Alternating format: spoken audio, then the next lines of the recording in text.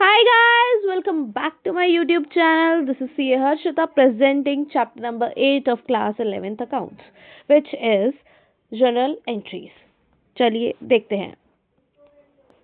सबसे पहले हमें देखना है, क्या देखना है बताओ. जर्नल एंट्री बनाने के लिए हमने एक चैप्टर नंबर 6 में सीखा था रूल ऑफ डेबिट क्रेडिट. याद है आप लोगों को? नहीं याद है तो भी मैं एक बार याद दिला देती हूँ. रूल्स ऑफ डेबिट क्रेडिट में हमने दो अप्रोच सीखी थी. एक थी ट्रेडिशनल क्लासिफिकेशन अप्रोच, एक थी मॉडर्न क्लासिफिकेशन अप्रोच. ठीक है, कोई सी एक पकड़ लेना, उसके अकॉर्डिंग आपको सारी जनरल एंट्रीज बनानी आ जाएंगी. क्या सीखा था? ट्रेडिशनल अप्रोच के अकॉर्डिंग टाइप्स ऑफ अकाउंट्स होते हैं personal account, real account and nominal account. कब डेबिट होंगे, कब क्रेडिट होंगे, आपने पढ़े थे 3 golden rules of accounting which was personal account है तो debit the receiver, credit the giver. वैसे ही रियल अकाउंट है हमारे एसेट्स वाले account, debit what comes in, credit what goes out.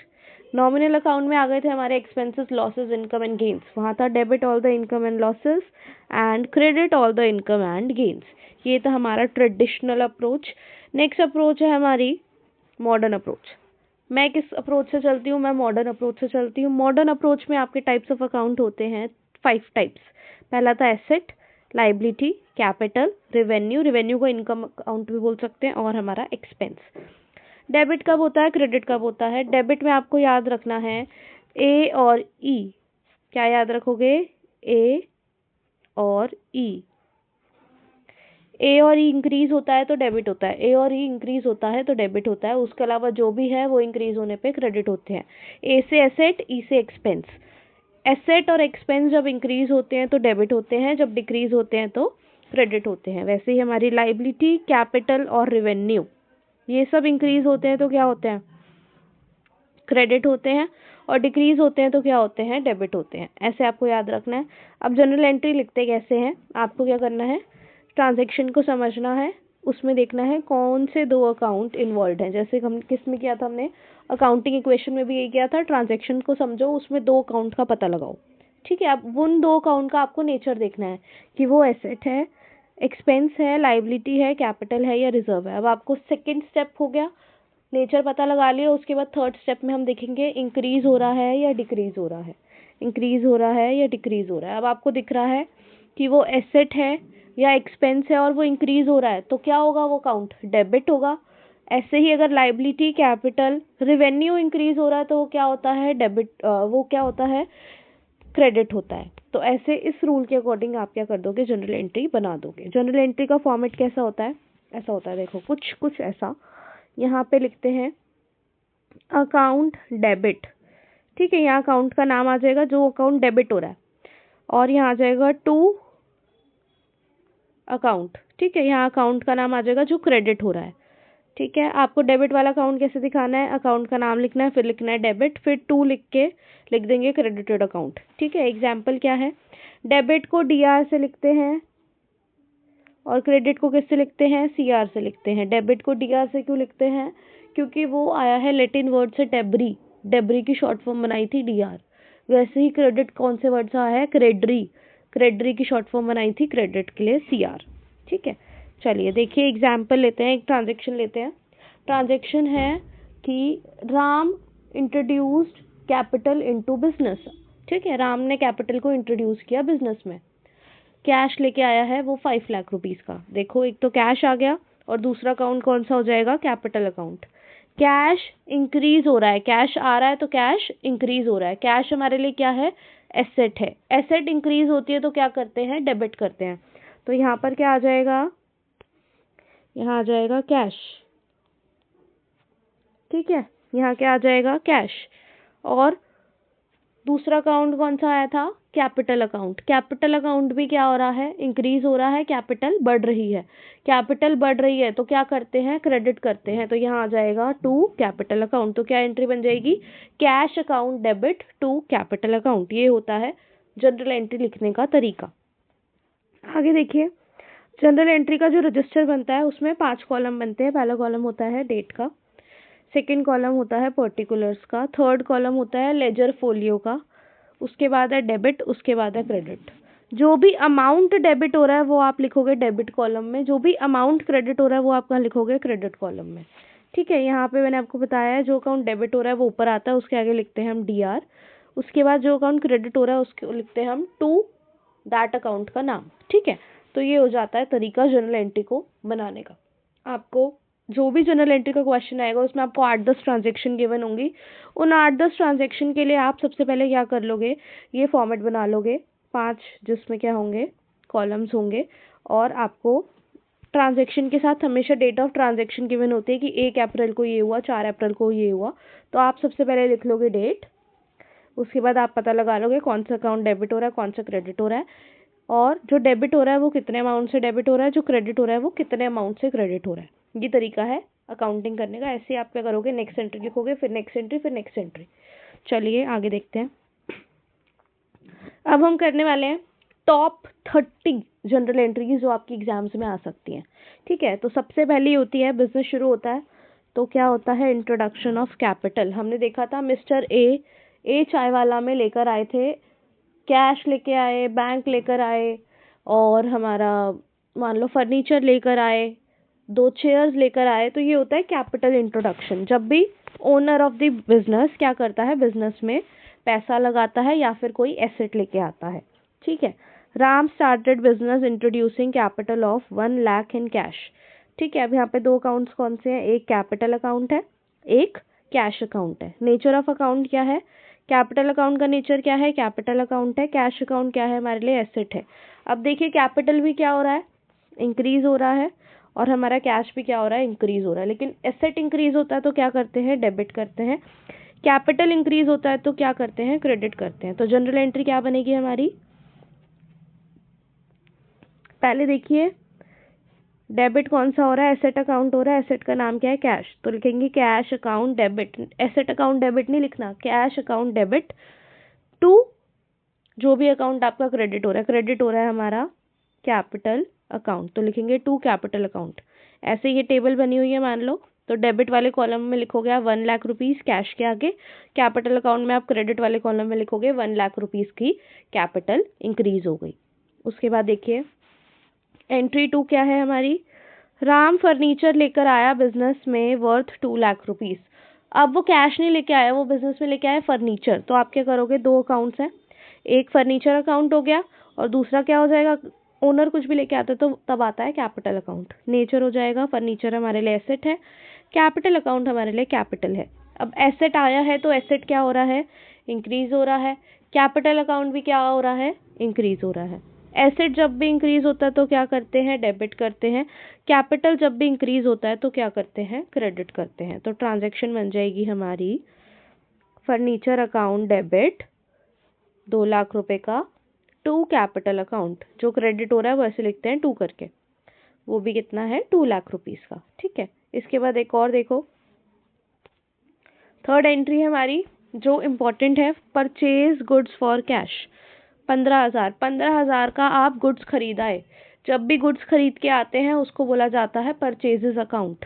ठीक है, और कैश के बदले लेके आए हो तो दूसरा अकाउंट कौन सा हो जाएगा, कैश अकाउंट। तो आपने अकाउंट पता लगाए पहले 2, एक अकाउंट है परचेज अकाउंट, दूसरा अकाउंट है कैश अकाउंट। दोनों का नेचर देखिए, परचेजेस हमेशा क्या होते हैं, एक्सपेंसेस होते हैं, तो परचेजेस का नेचर हो जाएगा एक्सपेंस। कैश हमारे लिए क्या है, एसेट है।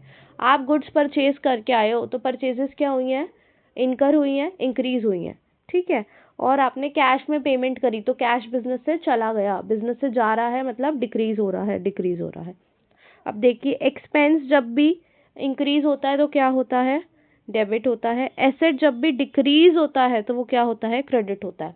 तो अब आपको पता है कौन सा अकाउंट डेबिट हो रहा है, परचेजेस अकाउंट डेबिट हो रहा है, और कैश अकाउंट क्या हो रहा है, क्रेडिट हो रहा है। तो एंट्री क्या बनेगी, purchase account debit to cash account. Amount कितना आएगा, डेबिट वाले कॉलम में 15,000, क्रेडिट वाले कॉलम में 15,000। देखिए purchases account debit to cash account.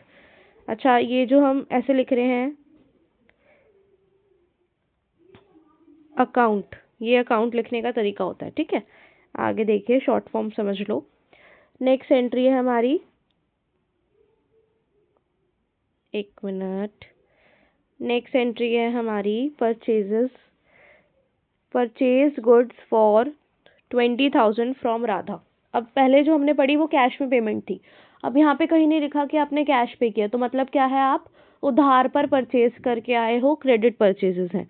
Credit purchases में कौन से दो अकाउंट आए हैं, एक तो परचेजेस अकाउंट आएगा और दूसरा उसको बोलेंगे हम क्रेडिटर। यहाँ पर क्रेडिटर कौन है, किससे खरीदा है, राधा से, तो एक तो राधा का खाता खोल दो और एक परचेजेस का खाता खुलेगा। परचेजेस क्या है हमारे लिए, एक्सपेंस है, खर्चा है और इंक्रीज हो रहा है। ठीक है, राधा क्या है हमारे लिए, लाइबिलिटी है, क्योंकि राधा को हमें पेमेंट करनी है। जब भी आपको किसी को पेमेंट करनी हो तो वो आपके लिए क्या होता है, लाइबिलिटी होता है। और लाइबिलिटी क्या हो रही है, इंक्रीज हो रही है। अब एक्सपेंस इंक्रीज होता है तो डेबिट होता है, लाइबिलिटी इंक्रीज होती है तो क्या होता है, क्रेडिट होता है। तो क्या है, जनरल एंट्री बन गई हमारी, purchases account debit to Radha account. Amount कितना, 20,000। ठीक है, आगे देखिए, fifth important entry is sold goods for 1 lakh for cash. आपने 1 लाख की गुड्स बेच दी कैश में, तो पैसा आया होगा और सेल्स हुई है, तो सेल्स हमारा क्या होता है, इनकम होता है। ठीक है, आगे देखिए, दो अकाउंट कौन कौन से हो गए, एक तो हो गया सेल्स अकाउंट, दूसरा हो गया कैश अकाउंट। सेल्स अकाउंट हमारे लिए होता है इनकम अकाउंट, या आप बोल सकते हो रेवेन्यू अकाउंट। कैश हमारे लिए है एसेट। रेवेन्यू इंक्रीज हो गया, रेवेन्यू इंक्रीज होता है तो वो क्या होता है, क्रेडिट। ऐसे ही एसेट इंक्रीज हो गया, इंक्रीज होता है एसेट, तो क्या करते हैं हम, डेबिट। तो जनरल एंट्री क्या बनेगी, cash account debit to sales account. Amount आ जाएगा 1 लाख। आगे देखिए, sold goods for 20,000 to Rajesh. Rajesh को आपने गुड्स बेची हैं कितने की, 20,000 की। अब क्या लिखा है, कैश ट्रांजैक्शन है, नहीं लिखा, तो कौन सी ट्रांजैक्शन है, क्रेडिट ट्रांजैक्शन है, क्रेडिट सेल्स है, उधार पर बेची है। तो आपने उधार पे बेची है, आपकी सेल तो हुई है, तो एक अकाउंट तो आपका हो जाएगा सेल्स अकाउंट। और दूसरा, जब भी उधार पे बेचते हैं तो जिसको उधार पे बेचते हैं उसका अकाउंट खुलता है। हम यहाँ पर हमने बेचा है राजेश को, तो एक हो जाएगा सेल्स अकाउंट, दूसरा हो जाएगा राजेश अकाउंट। अब राजेश से पैसे आने हैं तो राजेश हमारे लिए हो गया एसेट अकाउंट। सेल्स अकाउंट कौन सा अकाउंट होता है, रेवेन्यू अकाउंट होता है। रेवेन्यू क्या हो रहा है, इंक्रीज हो रहा है, एसेट भी क्या हो रहा है, इंक्रीज हो रहा है। तो आप अब डेबिट करोगे, क्रेडिट करोगे। रेवेन्यू इंक्रीज होता है तो क्रेडिट करते हैं, एसेट इंक्रीज होता है तो डेबिट करते हैं। तो डेबिट हो रहा है हमारा राजेश, तो राजेश अकाउंट डेबिट 20,000। सेल्स हमारा हो रहा है क्रेडिट, तो लिख देंगे टू सेल्स अकाउंट 20,000। ऐसे बन गई जनरल एंट्री नंबर 6। सेवेंथ क्या है हमारी, कैश पेड टू राधा। हमने राधा से क्या किया था, ऊपर उधार पे लिया था, तो राधा को हमें 20,000 रुपये देने थे। अब हमने राधा को पैसे दे दिए, कैश पे कर दिया, तो कैश चला गया और एक राधा का अकाउंट जो खोला हुआ था वो क्या हो जाएगा, डिक्रीज हो जाएगा। पहले हमने लिखा हुआ था राधा को इतने पैसे देने हैं, अब हमने वो पैसे दे दिए तो उसका अकाउंट क्या हो जाएगा, डिक्रीज हो जाएगा। तो एक तो कैश चला गया तो कैश डिक्रीज, राधा की पेमेंट हो गई तो राधा भी क्या हो जाएगी, डिक्रीज। तो देखिए ट्रांजेक्शन देखिए, दो अकाउंट कौन से हैं, कैश अकाउंट, राधा अकाउंट। अब कैश हमारे लिए क्या है, एसेट है, राधा हमारे लिए ऊपर क्या थी, लाइबिलिटी थी। तो एसेट और लाइबिलिटी दोनों क्या हो रहे हैं, डिक्रीज। एसेट डिक्रीज होता है तो क्या होता है, डेबिट या क्रेडिट, क्रेडिट होता है। तो लिखेंगे to cash account 20,000। Radha liability थी, डेबिट हो रही थी, राधा लाइबिलिटी थी, डेबिट हो रही थी। लाइबिलिटी डिक्रीज होती है तो क्या होती है, डेबिट होती है। तो लिखा हमने Radha account debit 20,000 to cash account 20,000। ये हमारी बन गई जनरल एंट्री। आगे देखिए, cash received from Rajesh 10,000। Rajesh से हमें 10,000 रुपये आ गए, कैश आ गया, राजेश से पैसे आने थे, तो राजेश में आपने लिखा हुआ था 20,000 आने हैं। अब आप उसको क्या करोगे, डिक्रीज करके लिखोगे कि अब बाकी बचे हुए पैसे आ जाएंगे। ठीक है, तो अब कैश अकाउंट क्या हो जाएगा, डेबिट। कैश आ रहा है, कैश इंक्रीज हो रहा है, तो कैश अकाउंट डेबिट। राजेश हमारे लिए एसेट था और एसेट डिक्रीज हो रहा है क्योंकि वो ऑलरेडी हमारे को पैसे दे दिए, तो अब उसके खाते में आप क्या लिखोगे, कम पैसे लिखोगे, तो हो जाएगा credit to Rajesh account 10,000।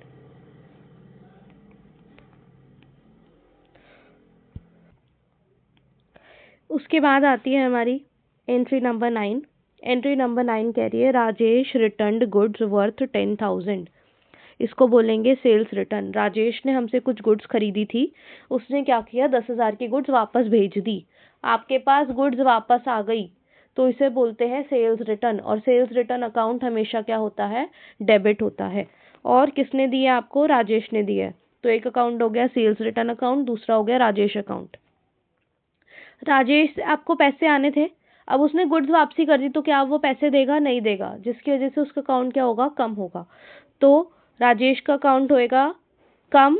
Rajesh हमारे लिए एसेट था क्योंकि उससे पैसे आने थे। अगर एसेट कम होता है तो क्या करते हैं, क्रेडिट करते हैं। तो देखिए क्या एंट्री बनेगी, sales return account debit 10,000 to Rajesh account 10,000। Sales return account हमेशा क्या होता है, डेबिट होता है। आगे देखिए, उसके बाद होगा परचेज रिटर्न। देखिए, goods purchase from Radha is return 5,000। हमने राधा से परचेज करी थी 20,000 की गुड्स ऊपर। अब हमने क्या किया, उसमें से 5,000 की गुड्स वापस कर दी। परचेज रिटर्न अकाउंट हमेशा क्या होता है, क्रेडिट होता है। तो आप हमेशा क्रेडिट में पहले ही लिख लेंगे टू परचेज रिटर्न अकाउंट 5,000 रुपये। अब राधा राधा क्या हो गया, हमारा दूसरा अकाउंट हो गया, तो राधा अकाउंट हो जाएगा डेबिट 5,000 रुपये। ठीक है, आगे देखिए, एक्सपेंसेस पेड। बिजनेस करते हैं तो हमारे कुछ खर्चे होते हैं, तो उन खर्चों की पेमेंट करना वो बोला जाएगा एक्सपेंसेस पेड। जब भी पेमेंट कर रहे हो तो कैश क्या होता है, एसेट है, डिक्रीज होता है, और एक्सपेंसेस क्या होते हैं, इंक्रीज होते हैं। एक्सपेंसेस इंक्रीज होंगे तो क्या करेंगे, डेबिट, और कैश हमारा एसेट है, एसेट डिक्रीज होएगा तो क्या करेंगे, क्रेडिट। तो एंट्री क्या बनती है, expenses account debit to cash account, expenses account debit to cash account. देखिए पहला एग्जाम्पल, रेंट पेड 5,000 रुपये। आपने रेंट पे कर दिया 5,000 का, तो rent account debit to cash account 5,000 5,000। Rent account हमारा एक्सपेंस खर्चा हो गया, तो खर्चा इंक्रीज हो गया तो क्या होएगा, डेबिट। कैश चला गया तो क्या होएगा, क्रेडिट। आगे देखिए, इंटरेस्ट पेड, ऐसे आपने इंटरेस्ट पे कर दिया तो interest account debit to cash account. उसके बाद सैलरीज पेड हो गई तो salaries account debit to cash account. आगे देखिए, इनकम रिसीव हो गई, आपके पास पैसे आ गए। जब भी इनकम इंक्रीज होती है तो क्या होती है, क्रेडिट होती है। और कैश क्या होएगा, इनकम रिसीव हुई है तो कैश आ रहा है, कैश एसेट है, एसेट इंक्रीज हो रहा है तो क्या होएगा, डेबिट होएगा। तो देखिए, cash account debit to income account. Income का नाम होता है अलग अलग, इंटरेस्ट रिसीव हो गया, कमीशन रिसीव हो गई, रेंट रिसीव हो गया। तो आपकी जो भी इनकम रिसीव हो रही है उसको आप करोगे क्रेडिट, और कैश क्या हो जाएगा, डेबिट। देखिए, इंटरेस्ट ऑफ 20,000 रिसीव्ड, 20,000 का इंटरेस्ट रिसीव हो गया। Cash account debit to interest received account, 20,000 20,000। आगे देखिए, रेंट रिसीव हो गया 50,000 रुपये का, तो कैश आ गया, कैश अकाउंट डेबिट 50,000 रुपये। रेंट हमारी इनकम हो गई तो रेंट रिसीव्ड अकाउंट बन जाएगा 50,000 रुपये। आगे देखिए, entry number 13, purchase of assets like furniture, machine, computer etcetera. आपने अब एसेट खरीदा है, जब भी एसेट खरीदते हैं उसको परचेजेस अकाउंट में नहीं डालते, एसेट का अलग से अकाउंट बनता है। जब भी एसेट खरीदते हैं तो एसेट आता है, एसेट इंक्रीज होता है, क्या हो जाएगा वो, डेबिट।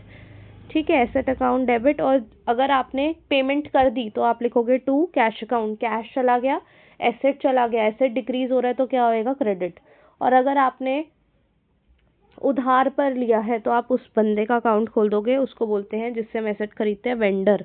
तो वेंडर अकाउंट खुल जाएगा। वेंडर को आपको पेमेंट करनी है तो वो हो जाएगी आपके लिए लाइबिलिटी। लाइबिलिटी इंक्रीज होती है तो क्या होती है, क्रेडिट। तो टू वेंडर अकाउंट।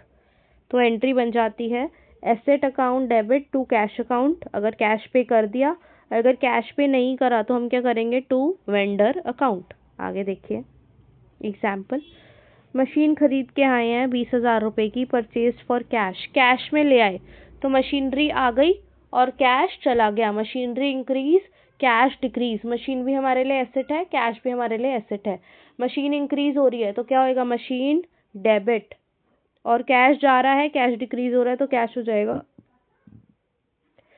हो जाएगा क्रेडिट, और मशीन हो जाएगी डेबिट। तो एंट्री बन जाएगी machine account debit to cash account, debit column में 20,000, क्रेडिट कॉलम में 20,000। अब नेक्स्ट देखिए, computer worth 40,000 purchase from Shyam. अब श्याम से आपने कंप्यूटर खरीद लिया। अब इसमें लिखा है कैश में नहीं खरीदा, कैश में पेमेंट नहीं हुई है, तो आप एक लाइबिलिटी है, शाम को आपको पैसे देने हैं, तो शाम का खाता खोलोगे तो एक हो जाएगा श्याम अकाउंट, एक हो जाएगा कंप्यूटर अकाउंट। कंप्यूटर आ रहा है, एसेट जब भी आता है तो क्या करते हैं, डेबिट करते हैं। Computer account debit to Shyam account, कितना 40,000 40,000। ठीक है, चलिए आगे देखिए। एंट्री नंबर 14 है ड्राइंग्स। जब भी प्रोपराइटर अपने पर्सनल यूज के लिए कैश ले जाए, गुड्स ले जाए या कोई एसेट ले जाए तो उसको बोलते हैं ड्राइंग्स। कुछ भी घर लेकर जाएगा, पर्सनल यूज के लिए लेके जाएगा तो उसे बोलते हैं ड्राइंग्स। देखिए, राम टुक विड्रॉ कैश फ्रॉम बिजनेस। अभी उसने क्या किया, कैश ले गया घर पे, तो हमारे यहाँ से क्या गया, कैश गया। कैश एसेट है, एसेट जब भी डिक्रीज होता है तो क्या होता है, क्रेडिट। ठीक है, तो आप लिखोगे यहाँ पे टू कैश। और ड्राइंग का काउंट हमेशा डेबिट होता है, तो ड्राइंग हो गई हमारी debit. Ram took goods for personal use. Ram ने क्या किया, गुड्स ले गया पर्सनल यूज के लिए। गुड्स को हम कैसे दिखाते हैं, परचेजेस अकाउंट, तो यहाँ आ जाएगा टू परचेजेस अकाउंट, यहाँ आ जाएगा ड्राइंग्स अकाउंट डेबिट। राम कोई एसेट ले गया पर्सनल यूज के लिए, मान लो कंप्यूटर ले गया, तो कंप्यूटर चला गया, कंप्यूटर डिक्रीज हो रहा है तो टू कंप्यूटर। और मैंने बताया ड्राइंग्स हमेशा क्या होती हैं, डेबिट होती हैं, तो डेबिट कर देंगे drawings account debit to computer account. ऐसे होती है ड्राइंग्स की एंट्री। चलिए आगे देखते हैं। इसके बाद है हमारा एंट्री नंबर 15, जिसमें हमें पढ़ना है ट्रेड डिस्काउंट और कैश डिस्काउंट। इसकी डेफिनेशन हमने चैप्टर नंबर 2 में करी थी। देखिए, ट्रेड डिस्काउंट की कोई जनरल एंट्री पास नहीं होती, उसको डायरेक्टली परचेज और सेल्स के अमाउंट से क्या कर देते हैं, एडजस्ट कर देते हैं। लेकिन अगर आपके कैश डिस्काउंट मिला है तो उसकी जनरल एंट्री पास होती है। दोनों केसेस में होती है, परचेज में भी सेल्स में भी। परचेज कर रहे हैं तो हमें डिस्काउंट मिलेगा, तो हम उसे बोलते हैं डिस्काउंट रिसीव्ड। डिस्काउंट रिसीव्ड कौन सा अकाउंट होता है, रेवेन्यू अकाउंट होता है, हमेशा क्या होता है, क्रेडिट होता है। वैसे ही सेल्स के साथ आप डिस्काउंट देते हो तो हम बोलते हैं उसे डिस्काउंट गिवन। डिस्काउंट गिवन हमारे लिए खर्चा होता है, खर्चा हमेशा क्या होता है, डेबिट होता है। ठीक है, चलिए अब एक एग्जाम्पल देख लेते हैं। ये देखो, पहले ट्रेड डिस्काउंट का देखो। Good sold to Vikas of 1 lakh, list price. List price होता है ट्रेड डिस्काउंट से पहले वाला प्राइस, उसको हमने दिया है 10% ट्रेड डिस्काउंट पे, मतलब लिस्ट प्राइस कितना है, 1 लाख रुपए। ट्रेड डिस्काउंट कितना हो गया, 10% of 1 lakh rupees, that is 10,000 rupees, तो कितना आ जाता है 90,000। तो अब आप जनरल एंट्री जो पास करोगे, क्या करेंगे जनरल एंट्री पास पर, बेची है हमने गुड्स, तो एंट्री क्या होती है, विकास टू सेल्स। तो अब आप 1 लाख लिखोगे या 90,000 लिखोगे, आप यहाँ पर हमेशा ट्रेड डिस्काउंट के बाद वाला अमाउंट लिखते हो, दैट इज 90,000। तो जनरल एंट्री पास होगी हमारी 90,000 के लिए। विकास अकाउंट डेबिट टू सेल्स कितना, 90,000। अगला एग्जाम्पल है goods purchase from Ankit of list price 2 lakh, trade discount है 20%। तो ये हो गया आपका क्रेडिट परचेज का केस। हम हमेशा इसे परचेज प्राइस को लेंगे, list price minus trade discount को एडजस्ट करने के बाद। तो 2 लाख की हमारी लिस्ट प्राइस थी, इसमें 20% का डिस्काउंट निकाला हमने 40,000 रुपये, और हमारा प्राइस आ गया 1,60,000। 1,60,000 पे आपकी एंट्री ये होगी परचेजेस अकाउंट डेबिट टू अंकित। ठीक है, 1,60,000। अब इसके केस में देखिए,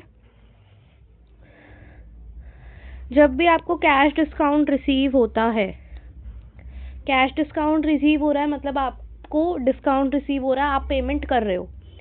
दो चीज़ें होती हैं, एक जब आप परचेज कर रहे हो, दूसरा आप जब उसकी पेमेंट कर रहे हो। परचेज कर रहे हो तब आपको सिर्फ ट्रेड डिस्काउंट को एडजस्ट करके अमाउंट निकालना होता है, लेकिन जब आप पेमेंट कर रहे हो तो आपको कैश डिस्काउंट देखना होता है। कैश डिस्काउंट अगर आपको मिल रहा है तो आप करते हो टू डिस्काउंट रिसीव, मतलब कैश डिस्काउंट हो रहा है हमारा क्रेडिट। वैसे ही जब आपका कैश डिस्काउंट आप अलाउ कर रहे हो, किसी को कैश डिस्काउंट दे रहे हो, तो ये होता है cash account debit, discount allowed debit to debtor account. Example देखिए, परम ने सेल करी गुड्स 1 लाख की, जिसपे 10% का ट्रेड डिस्काउंट था और 2% का कैश डिस्काउंट था। सबसे पहले आपको एक ऐसा वर्किंग नोट बनाना है जिसमें सबसे पहले आप लिखेंगे लिस्ट प्राइस। लिस्ट प्राइस है हमारा 1,00,000 रुपये, उस पर आपको लेस करना है trading discount at the rate 10% on 1,00,000। 1,00,000 का 10% होता है 10,000 रुपये।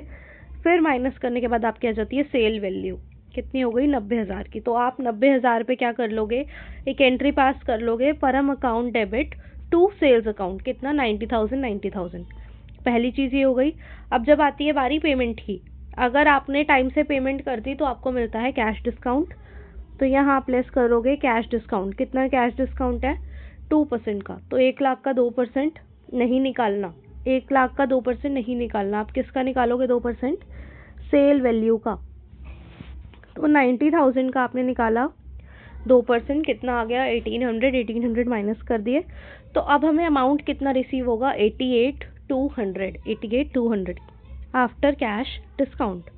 तो इसकी एंट्री क्या होगी, कैश अकाउंट डेबिट 88,200 कैश आएगा हमारे पास, कैश डिस्काउंट अलाउड डेबिट 1,800 रुपये का हमने डिस्काउंट दे दिया, पर हमसे हमें आने थे 90,000 रुपये।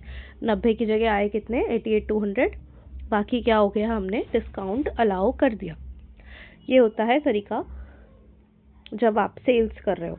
उसके बाद अब देखते हैं क्रेडिट परचेज का, जहाँ पर ट्रेड डिस्काउंट भी है और कैश डिस्काउंट भी है। देखिए, राम ने परचेज करे goods of 20,000 allowing 10% of the trade discount, 2% of the cash discount from Shyam.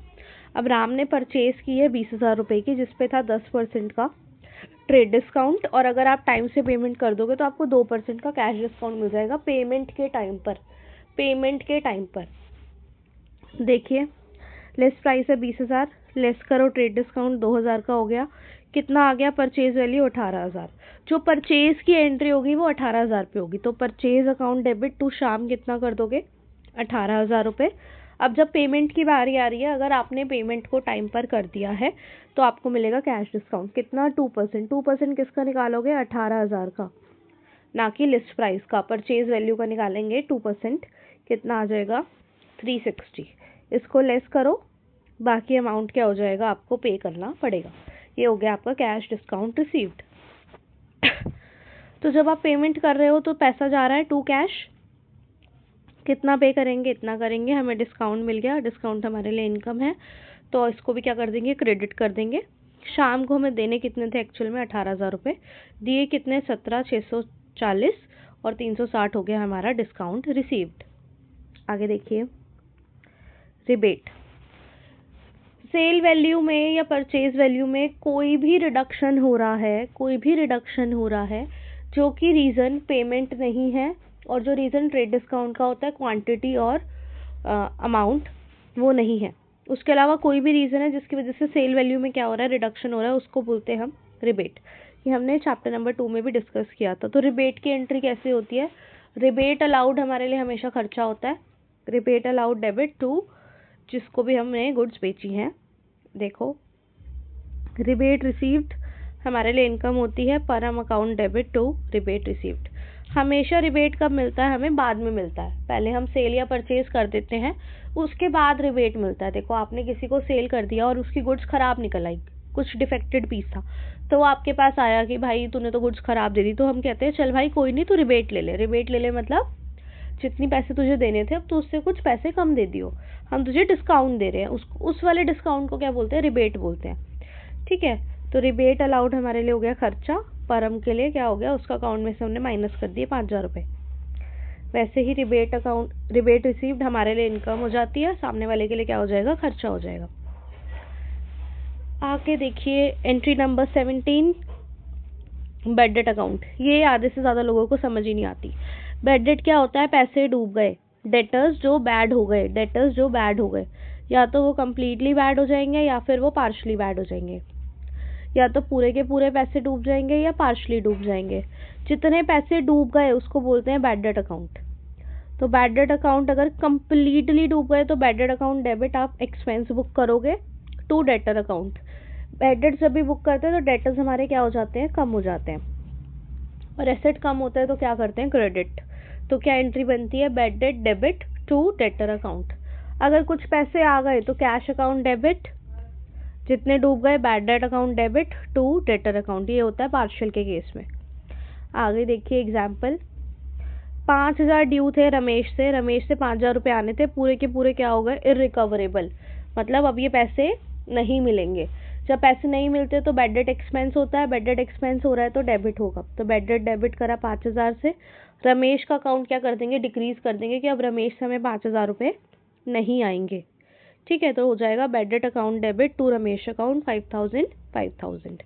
आगे देखिए बैड डेट्स रिकवर्ड, आपने जो सोचा था कि बैड डेट्स हो गए, आपने किताबों से हटा दिए। जब भी बैड डेट्स की एंट्री होती है तो उस ट्रांजैक्शन को बोला जाता है बैड डेट रिटर्न ऑफ। जब बैड डेट्स जो आपने रिटर्न ऑफ कर दिए थे कुछ पिछले सालों में, आज वो पैसे आ गए आपके पास, तो पैसे आ गए तो कैश अकाउंट हो जाएगा डेबिट, एसेट इंक्रीज हो रहा है तो कैश अकाउंट हो जाएगा डेबिट। और क्यों आ रहे हैं, क्योंकि हमारी एक इनकम हो गई जिसका नाम है बैड डेट रिकवर्ड। इनकम जब भी होती है तो वो क्या होती है, क्रेडिट होती है, तो एंट्री बनेगी cash bank account debit to bad debts recovered. Example देखो क्वेश्चन कैसा आएगा, बैड डेट जो आपने राइट ऑफ कर दिए थे, किताबों से हटा दिए थे लास्ट ईयर 700 रुपये के, ये सोच के कि पैसे नहीं आएंगे, आज वो 700 रुपये आ गए आपके पास, तो पहले तो पैसा आ गया कैश अकाउंट डेबिट 700 रुपये। क्यों आया है, क्योंकि हमारे बैड डेट्स क्या हो गए, रिकवर हो गए 700 के, ये है हमारा बैड डेट्स रिकवर्ड। ठीक है, एक और एग्जाम्पल देखिए इसका, एक सोहन था, वो इंसॉल्वेंट हो गया। इंसॉल्वेंट मतलब उसका दिवालिया निकल गया, अब उसके पास पैसे ही नहीं बचे आपके पैसे वापसी करने के लिए, और वो अपना अकाउंट नहीं संभाल सकता। तो ऐसे केस में क्या किया जाता है, एक ऑफिशियल रिसीवर को हायर किया जाता है। वो क्या करता है, उसके सारे एसेट्स ले लेता है, उसकी सारी लाइबिलिटीज़ ले लेता है, उसके एसेट्स को बेच देता है, उससे जो पैसे आते हैं उससे वो सारी की सारी लाइबिलिटीज़ को पे कर देता है जितनी हो पाती है। ठीक है, अब सोहन इंसॉल्वेंट हो गया, उससे आपको कितने लेने थे, 10,000 रुपये लेने थे, लेकिन 10,000 पूरे नहीं आ पाए, 1 रुपये के बदले 60 पैसे आए हैं, 1 रुपये के बदले 60 पैसे आए हैं। 1 रुपये में कितने पैसे होते हैं, 100 पैसे होते हैं, तो रेशो बनती है 60 के बदले 100 के बदले 60 आए हैं। क्या लिखेंगे हम इसे, 100 के बदले 60 आए हैं, तो ये होता है 60 डिवाइड बाई 100 मल्टीप्लाई 10,000, तो कितने पैसे आ गए, 6,000 रुपये आ गए। तो कितने डूब गए, 10,000 आने थे, 6,000 आ गए, 4,000 रुपये डूब गए, तो बैड डेट्स हो गए 4,000 रुपये। तो एंट्री क्या पास होगी, कैश अकाउंट डेबिट, कितना कैश आया 6,000 रुपये, उसके बाद बैड डेट्स अकाउंट डेबिट कितने आए हैं, बैड डेट्स कितने पैसे डूब गए 4,000 रुपये, टू डेटर, डेटर कौन था हमारा सोहन, तो टू सोहन अकाउंट, सोहन से कितने आने थे 10,000 रुपये, तो ये हो जाती है हमारी general entry. Cash account debit 6,000, bad debts हमारे 4,000, सोहन से आने कितने थे 10,000 रुपये। आगे देखिए एंट्री नंबर 19, अब बैंक में क्या कर रहे हो, पैसे डिपॉजिट कर रहे हो या पैसे निकलवा के आ रहे हो, उसे बोलते हैं विड्रॉल। जब आप जमा करा रहे हो तो आपका बैंक अकाउंट क्या हो रहा है, इंक्रीज हो रहा है, कैश क्या हो रहा है, डिक्रीज हो रहा है, तो कैश अकाउंट हो जाएगा क्रेडिट, बैंक अकाउंट हो जाएगा डेबिट। वैसे ही कैश अकाउंट आपका मतलब आप विड्रॉ करा के आ रहे हो कैश, तो आपके पास कैश आ रहा है, एसेट इंक्रीज हो रहा है, कैश इंक्रीज हो रहा है, तो हो जाएगा डेबिट। वैसे ही आपके बैंक अकाउंट में पैसे कम हो रहे हैं, तो बैंक अकाउंट भी एसेट होता है, एसेट डिक्रीज हो तो क्या करते हैं, क्रेडिट, तो एंट्री बनती है cash account debit to bank account. आगे देखिए आपने ले लिया loan, you have taken loan from bank, आपने लोन ले लिया बैंक से। जब भी आप लोन लेते हो तो वो हमारे लिए क्या होती है, लाइबिलिटी होती है, क्योंकि हमें वो रीपे करनी है। एक तो यहाँ पे लाइबिलिटी इंक्रीज हो रही है, दूसरा जब भी आप लोन लेते हो तो आपके खाते में पैसे आते हैं, आपके बैंक अकाउंट में पैसे आते हैं, तो आपका बैंक अकाउंट भी क्या हो रहा है, बढ़ जा रहा है। तो बैंक अकाउंट हमारे लिए एसेट है, एसेट इंक्रीज हो रहा है तो क्या हो जाएगा, डेबिट। वैसे ही बैंक लोन हमारे लिए लाइबिलिटी है, लाइबिलिटी इंक्रीज हो रही है तो क्या हो जाएगी, क्रेडिट, तो एंट्री बन जाती है bank account debit to bank loan. अब उसी लोन की आप क्या कर रहे हो, रीपेमेंट कर रहे हो, तो बैंक लोन क्या हो जाएगा, कम होएगा, तो bank loan debit to bank account या कैश अकाउंट, बैंक अकाउंट से पैसे जाएंगे या फिर कैश अकाउंट से पैसे जाएंगे, दोनों क्या होंगे, डिक्रीज। जब भी ऐसे डिक्रीज होता है तो क्या होता है, क्रेडिट। आगे देखिए एंट्री नंबर 21, आपने गुड्स को दे दिया एज अ चैरिटी, आपने कोई गुड्स का क्या कर दिया, डोनेशन कर दिया। डोनेशन या चैरिटी हमारे बिजनेस की टर्म्स में क्या होएगा, खर्चा होएगा। जब भी खर्चा होता है तो उसको क्या करते हैं, डेबिट। ठीक है, और गुड्स दिए हैं तो आप यहाँ लिखोगे परचेजेस अकाउंट क्रेडिट। जब भी आपकी गुड्स बाहर जा रही हैं बिजनेस से तो हम उसको बोलते हैं परचेजेस अकाउंट क्रेडिट। ऐसे 4 ही केसेस हैं आपके सिलेबस में।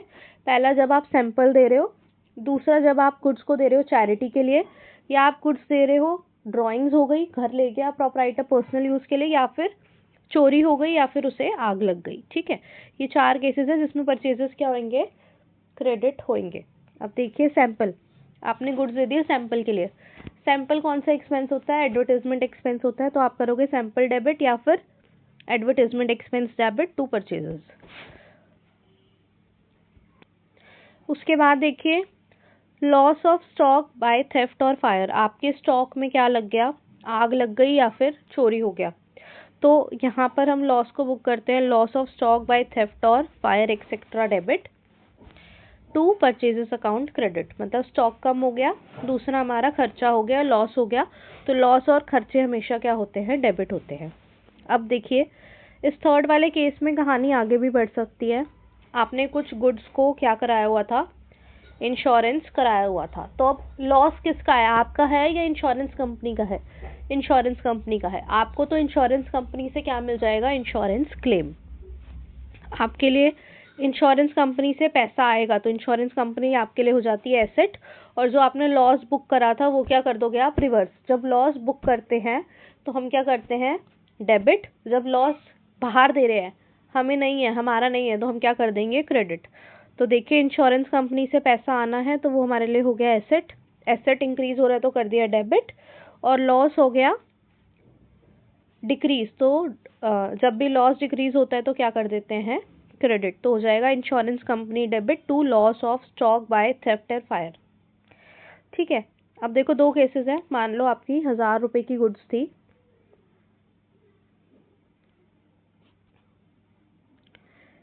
मान लो आपकी 1000 रुपए की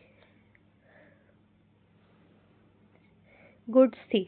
ठीक है, आपने क्या किया, इंश्योरेंस कंपनी को बता दिया हमारा लॉस हुआ 1000 रुपए, लॉस तेरा, हमें तो 1000 रुपए दे दियो। कंपनी क्या करती है, इंश्योरेंस कंपनी, वो पूरा चेक करती है कि आपका एक्चुअल में कितने रुपए वो लोग देंगे और कितने नहीं देंगे, तो पूरा चेकअप होता है। चेकअप होने के बाद कंपनी क्या करेगी, 2 केसेस हैं, या तो आपको पूरे 1000 रुपए दे देगी, ठीक है, या तो पूरे 1000 रुपए दे देगी या कुछ अमाउंट देगी। मतलब 800 रुपए दे दिए, मान लो कितने दे दिए, 800 रुपीज।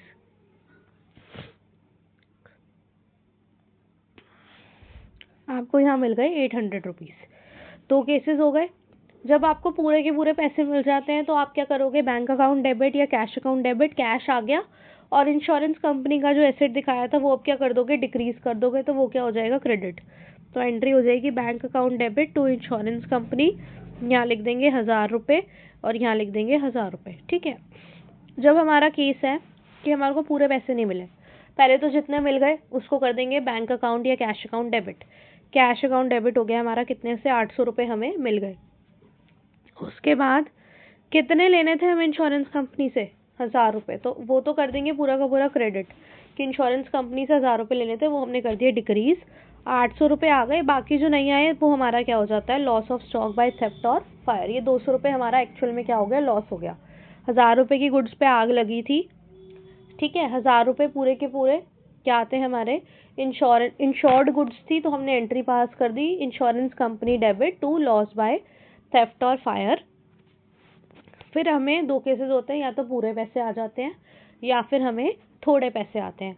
1000 रुपये पूरे आ गए तो बैंक अकाउंट डेबिट हो जाएगा 1000 रुपये, किसने दिए, टू इंश्योरेंस कंपनी। ठीक है, अगर कुछ पैसा आता है और कुछ नहीं आता, जितना आ गया वो कर दोगे आप बैंक अकाउंट डेबिट, और जितना नहीं आया वो आपका क्या हो गया, लॉस हो गया। वो इंश्योरेंस होने के बाद भी लॉस हो गया तो आप उसे बुक कर लेते हो लॉस, वो भी डेबिट हो जाता है, और टू इंश्योरेंस कंपनी हमारा क्या हो जाएगा, क्रेडिट हो जाएगा, क्योंकि ये ट्रांजेक्शन हो गई यहीं पर कंप्लीट। आगे देखिए नेक्स्ट है हमारी adjustment entry, that is outstanding expenses. Outstanding expenses का मतलब होता है कि आपका कुछ खर्चा था, ठीक है, जो आपने अभी ड्यू तो हो गया, पेमेंट नहीं करी। जैसे आपने मान लो रेंट पे करते हो आप, आपने 12 महीने होते हैं, 12 में से 10 महीने का पे कर दिया, 2 महीने का पे नहीं करा, ठीक है, जो 2 महीने का आपने नहीं पे करा वो आपके लिए क्या हो जाती है, लाइबिलिटी होती है। ड्यू तो हो गया, आपने प्रॉपर्टी को यूज़ कर लिया बट उसकी पेमेंट नहीं करी, पेमेंट आज नहीं तो कल आपको करनी है, तो वो आपके लिए हो जाती है लाइबिलिटी। जब भी लाइबिलिटी इंक्रीज होती है तो क्या करते हैं, क्रेडिट। एक लाइबिलिटी इंक्रीज होगी और दूसरा एक्सपेंस इंक्रीज होगा, तो expense account debit to outstanding expenses. यहाँ पर क्या हो रहा है, लाइबिलिटी इंक्रीज हो रही है, और लाइबिलिटी इंक्रीज होती है तो करते हैं क्रेडिट, और खर्चा भी आपका क्या हो रहा है, इंक्रीज हो रहा है, तो खर्चा होगा डेबिट। तो चलिए आगे देखते हैं। ये हो गई हमारी एंट्री नंबर 22। अब करनी है 23। 23 है प्रीपेड एक्सपेंस। जैसे कभी कभी हम क्या करते हैं, पैसे एडवांस में दे देते हैं। जैसे हमने कोई जगह ली रेंट पे, हमारा खर्चा है, हर महीने हमें रेंट भरना पड़ता है, तो मैंने क्या करा, 3 महीने का रेंट एक साथ दे दिया। तो जो एक्सपेंस मैंने एडवांस में पे कर दिया उसे बोलते हैं प्रीपेड एक्सपेंस या फिर अनएक्सपायर्ड एक्सपेंस। वो हमारे लिए क्या होता है, जब हम एडवांस में कोई पेमेंट कर देते हैं तो वो हमारे लिए होता है एसेट, क्योंकि हमें अब आगे जाके वो पेमेंट नहीं करनी पड़ेगी, तो हमारे लिए हो गया एसेट। एसेट हमेशा क्या होता है, इंक्रीज होने पे डेबिट, तो प्रीपेड एक्सपेंस होता है डेबिट, और खर्चा तो होगा आज नहीं तो कल टू एक्सपेंस अकाउंट। ठीक है, आगे देखिए। इसके बाद है हमारा अक्रूड इनकम और income earned but not received. Accrued income का मतलब होता है वो इनकम जो आपने कमा ली है बट अभी आपको पेमेंट रिसीव नहीं हुई, तो आज नहीं तो कल वो आपको पेमेंट रिसीव हो जाएगी। वो इनकम जो आपने कमा ली है, मतलब आपने उसके अगेंस्ट में सर्विस दे दी, उसके अगेंस्ट में गुड्स दे दी, बट अभी आपको पेमेंट नहीं आई। ठीक है, तो वो हमारे लिए क्या हो जाता है, एसेट हो जाता है। तो एसेट इंक्रीज हो रहा है तो क्या करेंगे, accrued income debit to income account. आगे देखिए,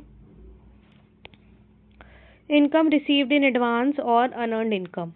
अब आपने क्या किया, आपका कोई क्लाइंट है, वो आपसे पूरे साल सर्विस लेता है, तो उसने क्या किया, पूरे साल की पेमेंट आपको पहले देने दे दी, उससे बोला जाता है इनकम रिसीव्ड इन एडवांस। क्या वो इनकम आपने कमा ली है, नहीं, वो आपको एडवांस मिला है, अभी आपने उसके अगेंस्ट में सर्विस नहीं दी। इनकम कमा ली है तभी कहा जाता है जब आप गुड्स और सर्विस क्या कर दो, दे दो। जब तक आप नहीं दे रहे हो तब तक वो आपके लिए क्या होती है, लाइबिलिटी होती है, और लाइबिलिटी इंक्रीज हो रही है तो आप क्या करोगे, क्रेडिट। तो इनकम रिसीव्ड इन एडवांस या फिर अनअर्न्ड इनकम हो जाएगी क्रेडिटेड, अगेंस्ट में आप कर दोगे डेबिट इनकम अकाउंट को। ठीक है, आगे देखिए, डेप्रिसिएशन।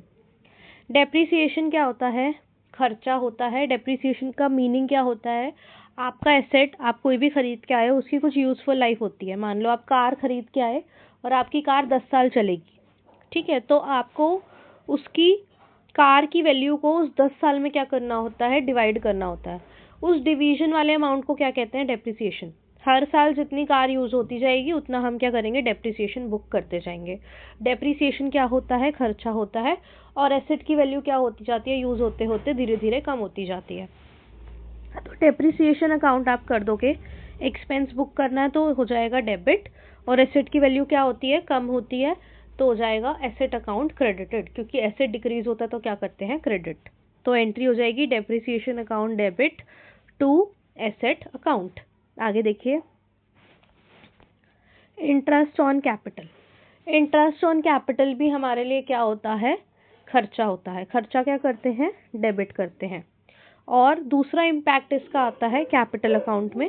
कैपिटल क्या हो जाती है, इससे इंक्रीज हो जाती है। मान लो आपने 10,000 रुपये बिजनेस में लगाए और उस 10,000 पे आपको बिजनेस से मिल गया 10 रुपये का इंटरेस्ट, तो अब आपकी कैपिटल 10,000 तो है ही, प्लस 10 रुपये भी क्या हो जाएंगे, उसी कैपिटल में ऐड हो जाते हैं, आपको कैश में नहीं मिलते। तो क्या एंट्री पास होगी, interest on capital account debit to capital account. Capital हो गई इंक्रीज, कैपिटल इंक्रीज होने पे क्या करते हैं, क्रेडिट। आगे देखिए, entry number 28, interest on drawings. जैसे आप बिजनेस में पैसा लगाते हो तो आपको इंटरेस्ट मिलता है, वैसे ही आप बिजनेस से अगर पैसा लेके जा रहे हो घर पे तो आपको इंटरेस्ट देना पड़ेगा। तो इंटरेस्ट ऑन ड्राइंग बिजनेस के लिए क्या हो जाएगा, कमाई। कमाई क्या करते हैं, क्रेडिट। तो टू इंटरेस्ट ऑन ड्राइंग हो गया क्रेडिट। ये भी कहाँ से एडजस्ट करते हैं, कैपिटल अकाउंट से, जो किसका अकाउंट होता है, ओनर का अकाउंट होता है। ओनर के अकाउंट में इंटरेस्ट ऑन कैपिटल क्या हो जाता है, ऐड होता है, उसकी वजह से कैपिटल इंक्रीज होती है। इंटरेस्ट ऑन ड्राइंग्स क्या होता है, डिक्रीज होता है, इसलिए उसको माइनस करते हैं। चलिए आगे देखिए, एक होती है opening entry. Opening general entry होती है बिजनेस की, याद कर लेना। एसेट अकाउंट को कर दो डेबिट, लाइबिलिटीज़ और कैपिटल को कर दो क्रेडिट। ठीक है, ये हो गई 29th एंट्री। एक एंट्री में लिखना भूल गई जो कि है जब भी आप कोई एसेट परचेज कर रहे हो उस टाइम पे आपका कोई फ्रेट चार्जेस लग गए, इंस्टॉलेशन चार्जेस लग गए, ट्रांसपोर्टेशन चार्जेस लग गए। जब तक आपकी मशीन रेडी टू यूज़ नहीं हो जाती उस पर जितना भी खर्चा होता है वो सारा क्या होता है, कैपिटलाइज होता है। सारा का सारा खर्चा उस एसेट अकाउंट में ही आप क्या करते हो, लिखते हो। जैसे आप कार परचेज करके आए, उस कार को आप अपने घर तक लेके जाने के लिए आपने उसे क्या किया, ट्रांसपोर्टेशन चार्जेस करे। आपको लग रहा था कहीं बीच में ठुक उक ना जाए, आपने उसका इंश्योरेंस भी करा लिया। ठीक है, तो आपके इंश्योरेंस के मान लो हो गए 4,000 रुपये और आपके कॉस्ट के हो गए 10,000 रुपये। आपकी गाड़ी थी 10 लाख रुपए की, तो आपका गाड़ी खरीदने में जब तक आप यूज़ करने के उसे घर तक नहीं लाए कितना खर्चा हुआ, 10 लाख प्लस 10,000 प्लस 4,000 रुपये, 10,14,000 रुपये की आप गाड़ी को लिखोगे कि आपने कितने की गाड़ी खरीदी है, 10,14,000 रुपये।